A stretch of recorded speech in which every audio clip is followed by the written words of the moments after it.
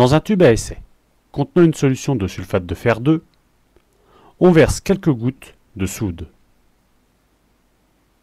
On observe un précipité verdâtre qui indique la présence d'ion fer 2 de symbole Fe2+.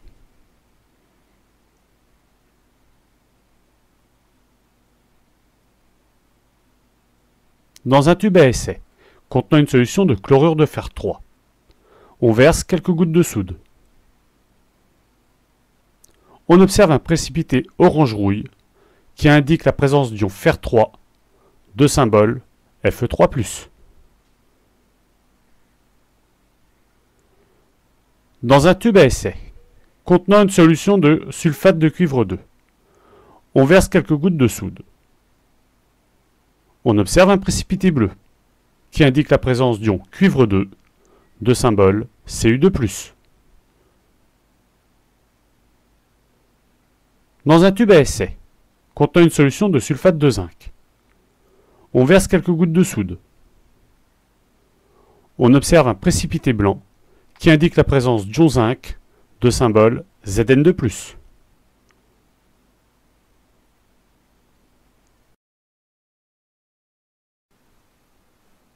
Dans un tube à essai contenant une solution de chlorure de sodium, on verse quelques gouttes de nitrate d'argent. On observe un précipité blanc.